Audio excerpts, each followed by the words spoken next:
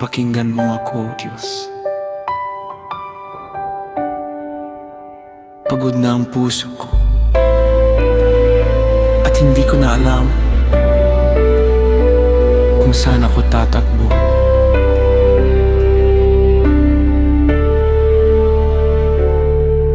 Ang puso ko'y puno ng takot, ang isip ko'y hindi mapakali. Sa dami ng boses sa paligid, pakiramdam ko'y gusto kong tumakas.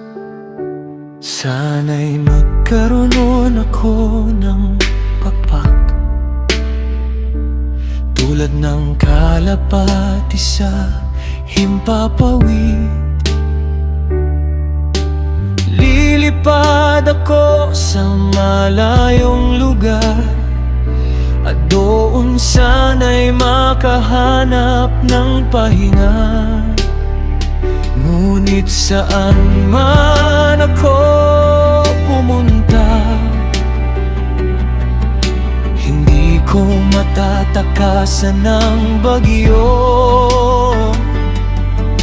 Kaya sa halip na tumakas sa iyo, ako lalapit.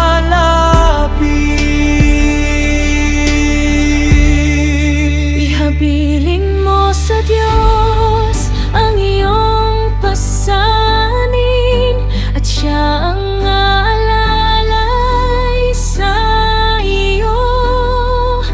Kapag mabigat ng iyong puso, huwag mong dalhin ng mag-isa. Ihabilin mo sa Diyos ang iyong pasanin, siya ang iyong kanlungan.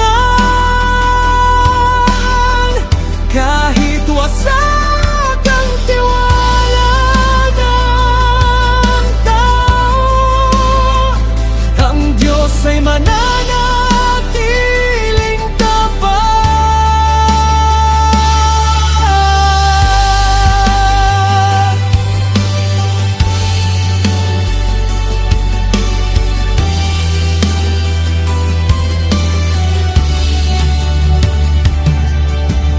Mas masakit ang pagtataksil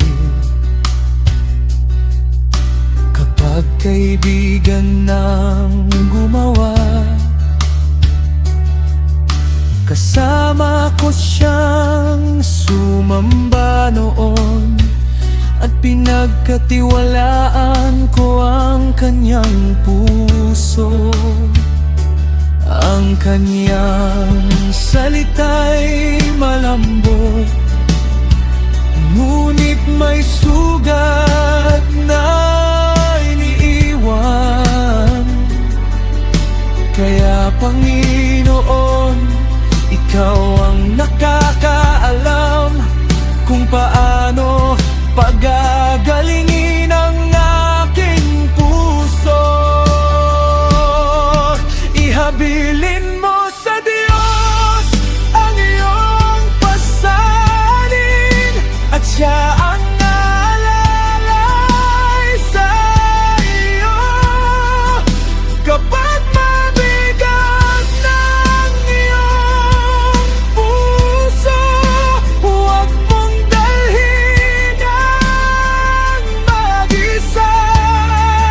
Ihabilin mo sa Diyos ang iyong pasanin, siya ang iyong kanlungan. Kahit wasak ang tiwala ng galit, ang Diyos ay mananatiling tapat.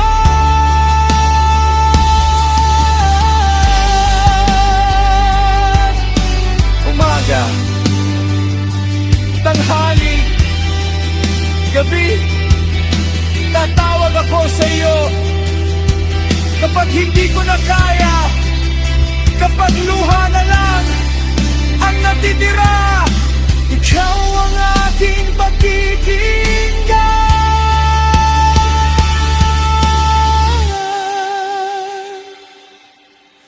At hindi ako mananatili sa takot, sa'yo ako magtitiwala.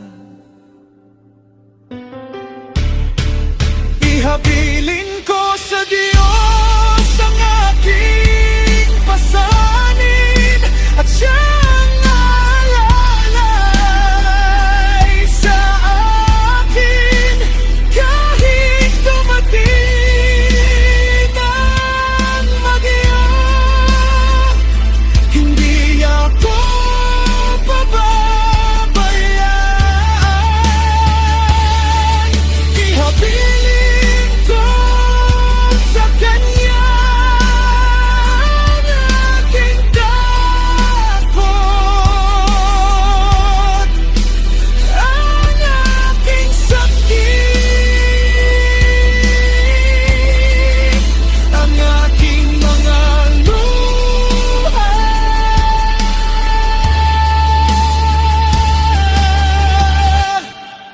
At sa Diyos ako magtitiwala.